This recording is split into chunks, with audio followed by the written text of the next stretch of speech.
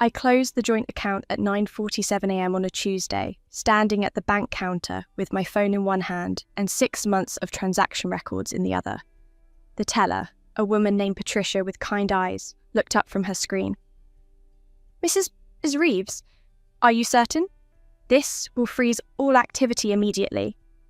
Completely certain, I said, my voice steady. I need the balance transferred to a new individual account in my name only, and I want all cards associated with this account deactivated within the hour. She nodded slowly, fingers moving across her keyboard. I didn't tremble. I didn't cry.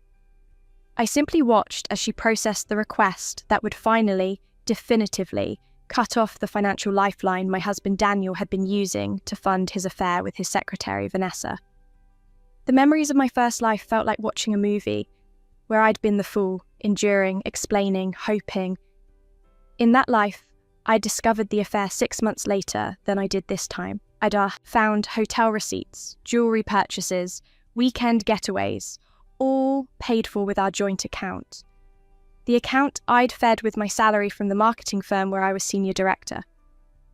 The account Daniel barely contributed to anymore since his business had been struggling. In my first life, I'd confronted him, cried, begged for explanations. He'd promised it was over, that Vanessa meant nothing, that he'd made a terrible mistake. I'd believed him, I'd stayed, and I'd spent another 3 years watching our account drain while he became more skilled at hiding his transactions, more creative with his lies. By the time I finally filed for divorce, our savings were gone, my credit was ruined, and I'd wasted years of my life trying to resurrect a marriage that had died long before I'd admitted it. Then I'd died too, a car accident on a rainy November evening, leaving the office late after another exhausting day trying to rebuild my finances. The last thought I'd had was regret, not for losing Daniel, but for all the time I'd given him to destroy me. I woke up 6 months earlier, in my bed, with Daniel snoring beside me and the date on my phone showing March 15th, the day before the first suspicious transaction would appear. This time, I wouldn't wait. I wouldn't explain. I wouldn't give him the chance. All set, Mrs. Reeves, Patricia said, handing me a folder. Your new account is active. The balance of $847,000 has been transferred. The joint account is closed. $847,000. Money from my bonuses, my inheritance from my grandmother, my careful savings. In my first life, by the time I'd left, there had been less than $30,000 remaining. Thank you, Patricia. I walked out of the bank into brilliant sunshine. My phone buzzed before I reached my car. Daniel, why isn't my card working? I didn't reply. Instead, I drove to my office at Morrison & Blake Marketing, where my assistant, Jennifer, greeted me with coffee and a smile. You seem different today, she said. Good different. Just taking care of some long overdue housekeeping, I replied. My phone exploded with messages throughout the morning. Daniel, Eleanor, seriously, what's going on? My card was declined at the gas station. Daniel, this is embarrassing. Can you call the bank? Daniel, Eleanor, answer your phone. Daniel, what the hell did you do? I turned my phone face down and focused on the campaign presentation I was preparing for our biggest client, Vertex Technologies. In my first life, I had been so distracted by my crumbling marriage that I delivered a mediocre pitch and lost the account. This time, I had spent the past week crafting something exceptional. At lunch, I finally texted back. The joint account is closed. You'll need to use your own funds. My phone rang immediately. I declined the call. Daniel, what do you mean closed? You can't just close our account. I can and I did. We'll discuss this evening. I powered off my phone and spent the afternoon in meetings. At 5 p.m, I presented the Vertex campaign to their CEO, Raymond Torres, and their marketing director, Lisa Chen. Wait, I caught myself. Lisa Wong. Her name was Lisa Wong. The presentation was flawless. Every slide, every data point, every creative concept hit exactly right. Raymond leaned forward, nodding. Lisa smiled. "Elena, this is exactly what we've been looking for," Raymond said. "You've captured our vision perfectly while pushing us into territory we hadn't even considered. We're in." The contract was worth $2.3 million over 2 years. My commission would be substantial. In my first life, I had never gotten this account. I arrived home at 7 p.m. to find Daniel pacing in the living room. He'd always been handsome, dark hair, strong jaw, the kind of smile that had made me fall in love at 25. Now I just saw the weakness around his mouth, the calculated charm in his eyes. "What the hell, Eleanor?" he started before I'd even set down my bag. "You closed our account without discussing it with me? Do you have any idea how humiliating it was to have my card declined?" I hung my coat carefully, set my briefcase down, and turned to face him with complete calm. "I closed the account because I'm aware of your affair with Vanessa."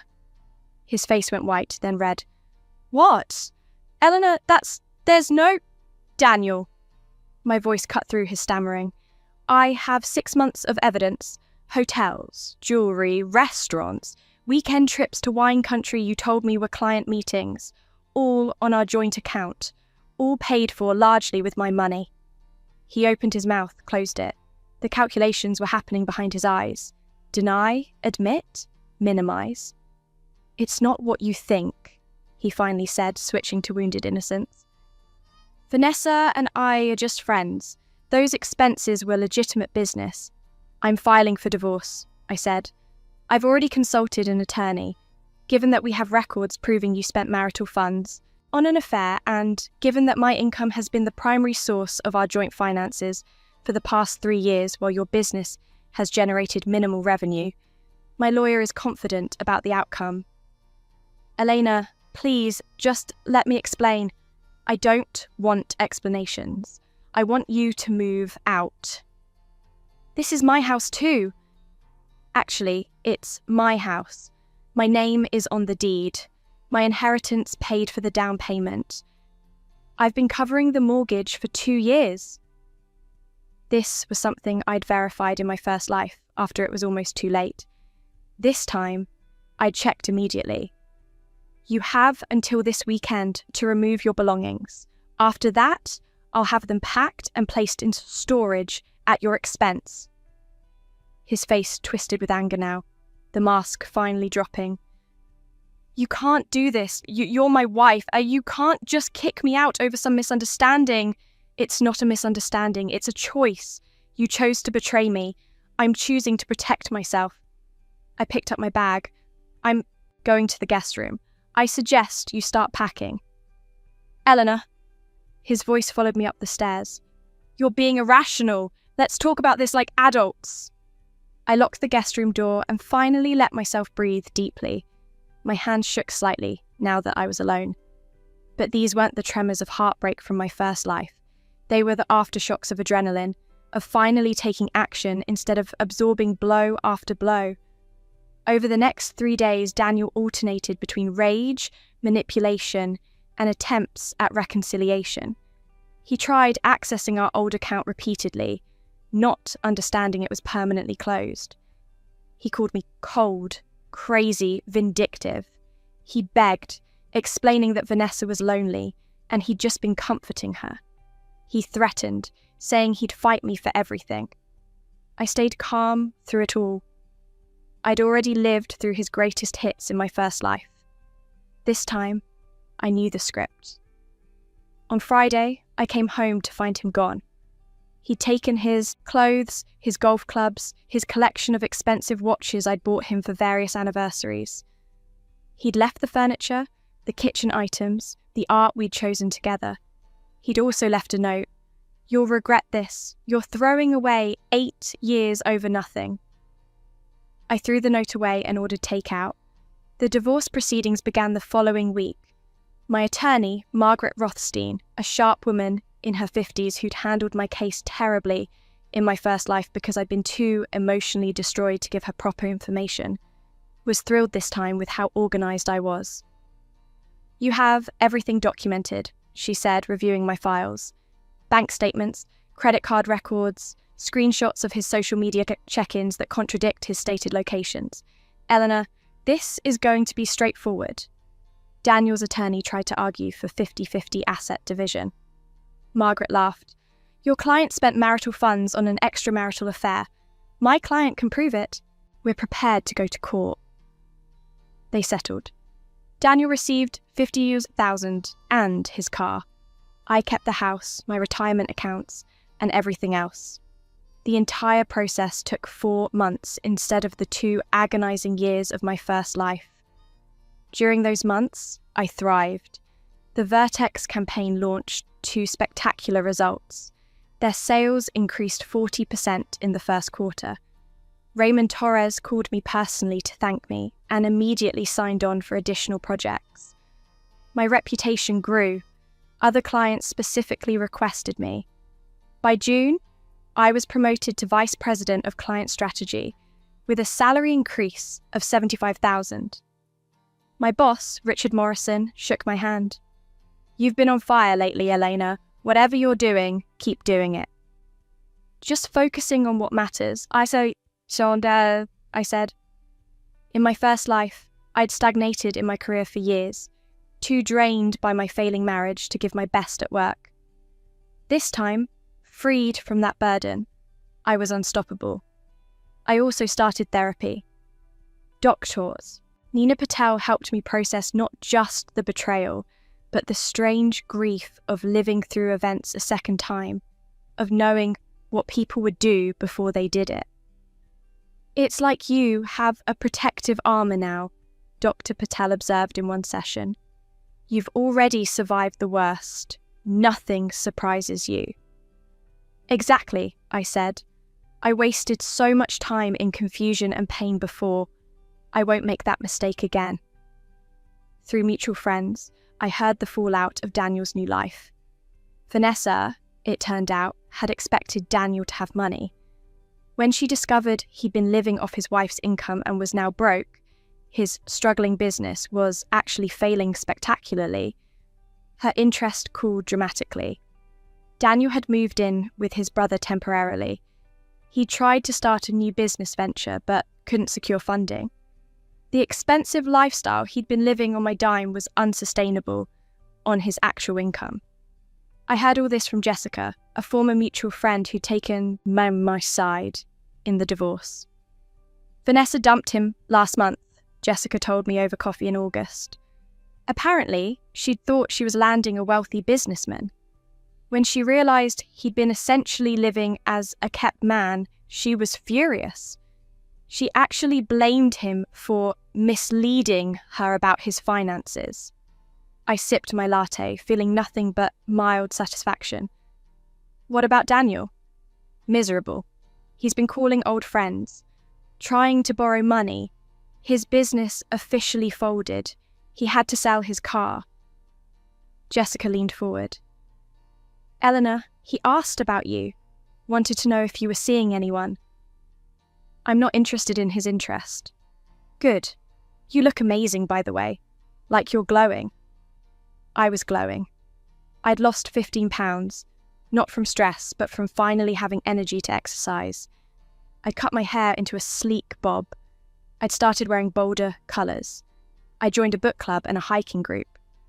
I was living the life I'd always wanted, but had been too exhausted to create. In September, 6 months after closing that joint account, I attended a marketing conference in San Francisco. During a networking reception, I met Thomas Brennan, the founder of a successful tech startup.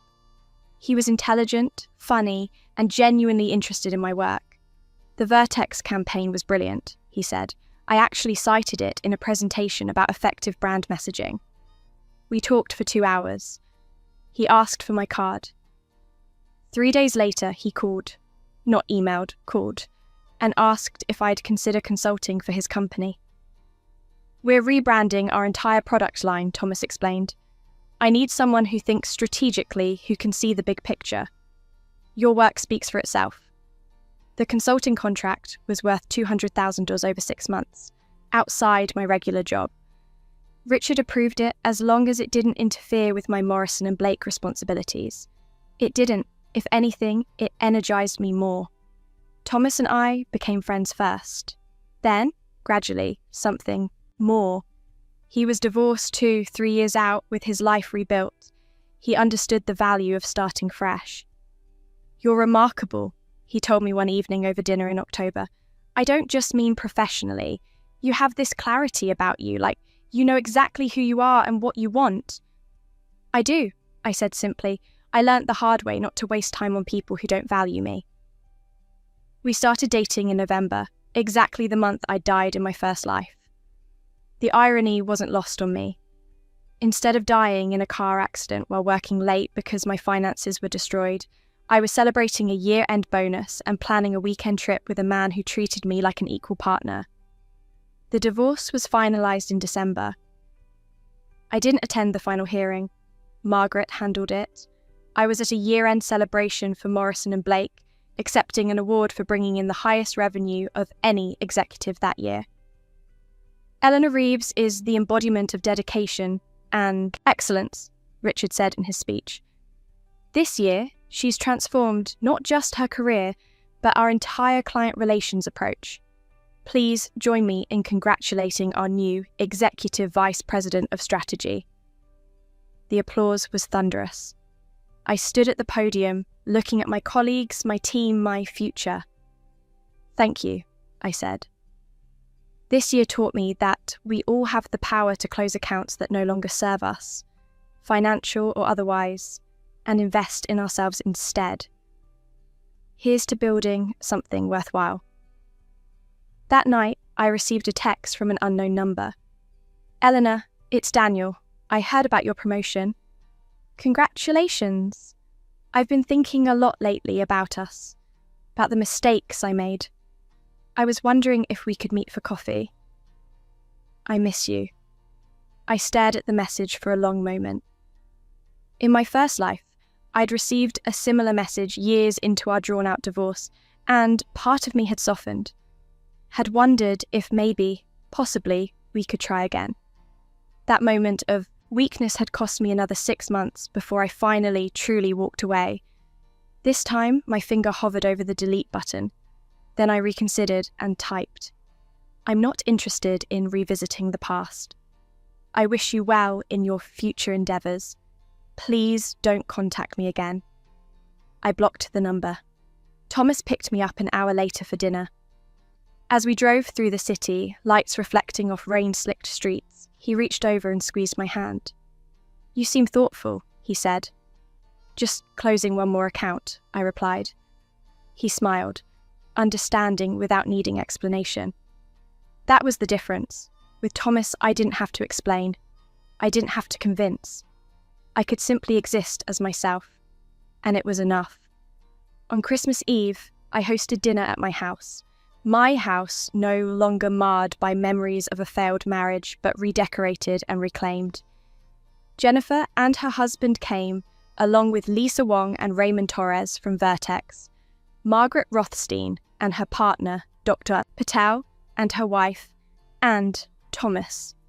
We laughed, we ate, we celebrated not just the holiday, but the year of transformation. To Elena, Margaret raised her glass, who taught me that the best revenge is living extraordinarily well. "It's not revenge," I corrected gently. "It's just life. The one I should have been living all along." Later, as guests left and Thomas helped me clean up, my phone buzzed with a message from Jessica. "Saw Daniel today. He looked rough. Asked about you again." When I told him about your promotion and that you're dating Thomas Brennan, his face just fell. "Eleanor, I think he finally realises what he lost." I showed Thomas the message. "Should I feel bad?" I asked. "Do you?" I considered it honestly. "No, I feel relieved. In another life, I spent years being hurt by him, years trying to fix something that was already broken. This time, I chose differently. I chose me. And I'm incredibly grateful you did," Thomas said, pulling me close. "In January, a year. After I'd closed that joint account, I received an email from Vanessa. The subject line read, "I'm sorry, I almost deleted it." But curiosity won. "Eleanor, I know I'm probably the last person you want to hear from. I've spent months thinking about what happened. I was wrong. I participated in something that hurt you deeply, and I didn't care because I was selfish and wanted what I wanted. Daniel told me so many lies about your marriage, about you. I believed them because I wanted to. When I found out the truth, that he'd been using your money, that you were the reason he had any lifestyle at all, I felt sick. I'm not asking for forgiveness. I just wanted you to know that I'm sorry, and that you deserved so much better than either of us gave you. I heard about your success. I'm genuinely happy for you." I closed the email without responding. Her apology, sincere or not, didn't change anything. I didn't need her sorry to move forward. I'd already moved forward. In February, Blake won a major industry award for the Vertex campaign, and I accepted it at a gala in New York. Daniel was there, working as a low-level account coordinator at a competing firm, apparently trying to restart his career from the bottom. I saw him across the ballroom. He looked older, tired. He saw me too, standing at the bar in a sapphire dress, Thomas at my side, surrounded by colleagues and clients who respected me. Our eyes met. He lifted his hand in a tentative wave. I nodded politely, acknowledging his existence but nothing more, and turned back to my conversation. That was the moment I knew I'd truly let go. He wasn't a villain in my story anymore. He wasn't anything. He was just a person who'd once been in my life and no longer was. Later that night, Thomas and I stood on the hotel balcony, looking out over the city. "You know what the strangest part is?" I said. "In a way, I'm grateful. If he hadn't betrayed me, I might have stayed comfortable, stayed small. I might never have pushed myself to be this version of me." "You give him too much credit," Thomas said. "He didn't make you successful. He just got out of your way." Maybe. Or maybe some people come into our lives to teach us what we won't tolerate, to show us we're stronger than we think. Heavy thoughts for a celebration night. I smiled. Not heavy, just reflective. I spent so long being angry I caught myself. Thomas knew about the divorce, the affair, the recovery. He didn't know about the rebirth, the second chance, the living life twice. In my healing process, I amended, I'm not angry anymore. I'm just grateful I didn't waste more time than I did. To not wasting time, Thomas said, raising his champagne glass. To closed accounts and new investments, I countered. We clinked glasses, and I looked out at the city below, bright, vast, full of possibility. In my first life, this was approximately when I would have died. Instead, I was alive, truly, vibrantly alive, in a way I'd never been before. The joint account I'd closed that Tuesday morning in March had been more than just financial. It had represented every investment I'd made in a partnership that drained rather than sustained me. Closing it had been the first step in a complete portfolio reallocation. From loss to growth, from pain to possibility, from enduring to thriving. 3 months later, in May, I received an invitation to speak at my alma mater's business school about career success and resilience. I accepted. Standing before 200 students, I told them about strategic decision-making, about protecting your assets, about knowing when to divest from failing ventures. The hardest closures are the personal ones, I said. When you realize a relationship, business or personal, is depleting rather than enriching you, the temptation is to hold on, to hope things will change, to keep investing in something that isn't giving returns. But sometimes the most profitable decision you can make is to close that account and redirect your resources towards something with actual potential for growth. Afterward, a young woman approached me. My boyfriend keeps borrowing money from me, she said quietly. Small amounts, but it's adding up. He says he'll pay me back when his business takes off, but it's been 2 years and nothing's changed. I feel stupid even talking about it. I looked at her, 23, maybe 24, with her whole life ahead of her, and saw my younger self. "You're not stupid," I said firmly. "You're kind and hopeful. But kindness doesn't mean letting someone drain you. Hope doesn't mean ignoring patterns. If he's taking from you without contributing, if you're depleted and he's still asking for more, you know what that means?" "I love him," she said, tears in her eyes. "I know, but love shouldn't cost you everything you've worked for. Love should be a joint account where both people deposit and both people benefit. If it's only withdrawals on his side, that's not partnership. That's exploitation." She nodded slowly. "What did you do when you realised?" "I closed the account," I said simply. "I protected what was mine. And I built something better." 6 months later, I received an email from her.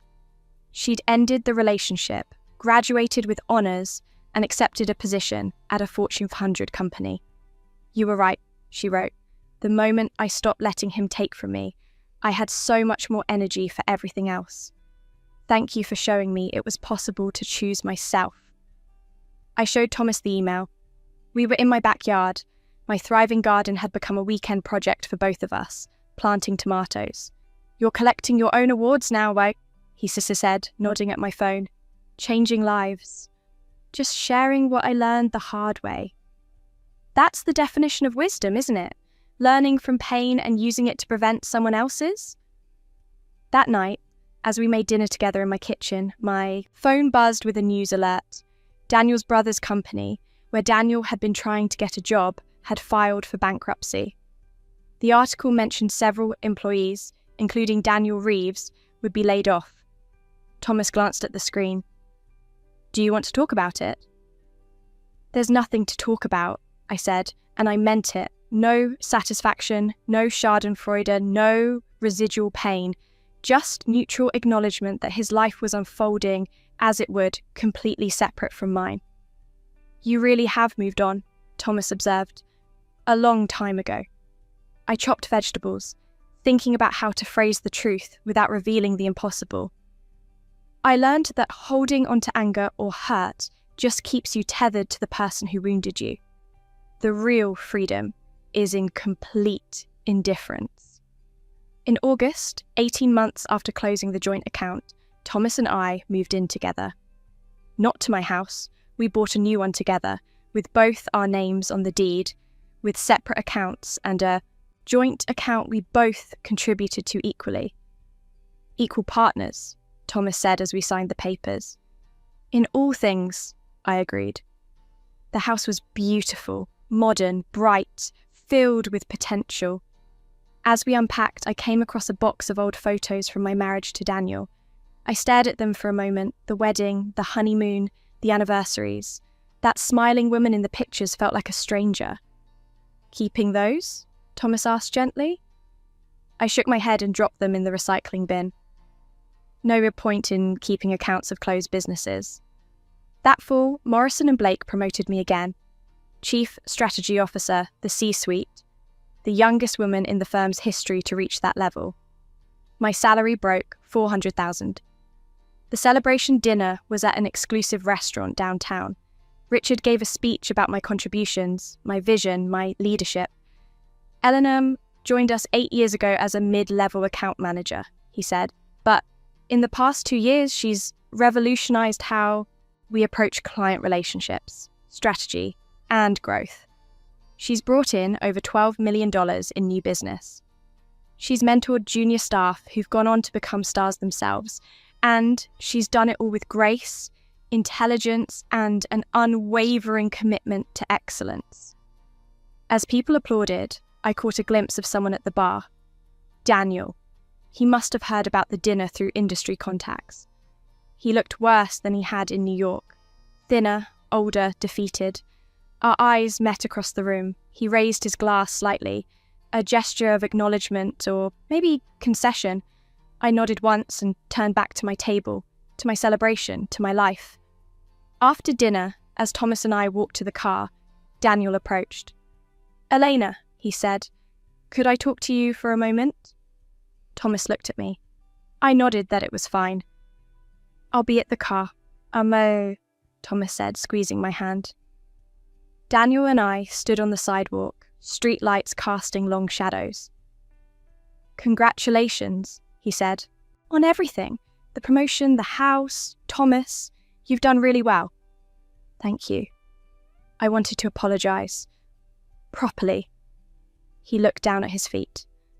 "I was a terrible husband. I took advantage of your success, your kindness, your dedication. I blamed you for things that were my fault. I lied, I cheated, I stole from you because that's what it was. Stealing. Using money you earned to fund an affair. I was selfish and cruel, and I destroyed the best thing I ever had." I waited. He seemed to expect something. Forgiveness, absolution, maybe even a second chance. "I appreciate the apology," I finally said. "I hope you've learned from the experience and that you treat people better in the future." "Is that it?" he asked, something desperate in his voice. "Eleanor, I've lost everything. My business, my money, Vanessa, you. I've spent 2 years realizing what an idiot I was. Don't you think, couldn't we at least be friends?" "No," I said, not unkindly but firmly. "Daniel, I don't wish you harm, but I also don't want you in my life in any capacity. What we had is over. It's been over for a long time. I've moved on, and you should too." "You've moved on," he repeated bitterly, "to a bigger house, a better job, a successful boyfriend. Meanwhile, I'm starting over from nothing." "You made choices," I said simply. "I made different choices. We're both living with the consequences." "You're really not going to give me another chance after 8 years together?" "Those 8 years taught me exactly why I won't," I said. "Goodbye, Daniel." I walked away, back to Thomas, back to my life. Behind me, I heard Daniel call my name once more, but I didn't turn around. "You okay?" Thomas asked as I got in the car. "Completely okay," I said, and it was true. 2 years after closing the joint account, March again, spring returning, I stood in my backyard at a celebration. Morrison and Blake had just announced a major partnership with Thomas's company, a deal I'd helped broker. The party was filled with colleagues, friends, clients who'd become friends, and Dr. Patel, who'd helped me process everything. "Do you ever think about the what-ifs?" Dr. Patel asked me as we stood by the garden. "What if you'd tried to work things out with Daniel? What if you'd given him another chance?" "I don't have to wonder," I said. "I know exactly what would have happened. More lies, more betrayal, more years wasted. Some people show you who they are clearly. The mistake is refusing to believe them." "You've built something remarkable," she observed. "Not just professionally, but personally. You're happy." "I am," I said, surprised by how simple the truth was. "I genuinely am." Thomas came over, putting his arm around my waist. "What are we discussing so seriously?" "How Eleanor closed one account and opened so many better ones," Dr. Patel said with a smile. "Best financial decision she ever made," Thomas agreed. As the party continued, I looked around at the life I'd built, the career I'd earned, the relationship I'd chosen carefully, the friendships I'd nurtured, the home I'd created. None of it had been handed to me. All of it had started with one decision on a Tuesday morning at a bank counter. In my first life, I'd learned painfully that loyalty to the wrong person destroys you. In this life, I'd learned that loyalty to yourself saves you. The joint account was closed. The balance had been transferred. And I was finally, fully investing in the only person who would always be there. Myself. That evening, after guests left, Thomas and I sat on the back porch with wine. "Happy?" he asked. "Extraordinarily," I said. "Any regrets?" I thought about Daniel, about Vanessa. It's about all the pain of my first life that had taught me how to live this one better. None, I said finally. Everything happened exactly as it should have. In the distance, I could hear music from a neighbour's party, laughter carried on the spring breeze. Thus, night was warm, the stars were bright, and my future stretched ahead. Unlimited, unencumbered, entirely my own. I'd closed the account, I'd protected my assets, and I'd built an empire on the foundation of knowing my worth. That was the best investment I'd ever made.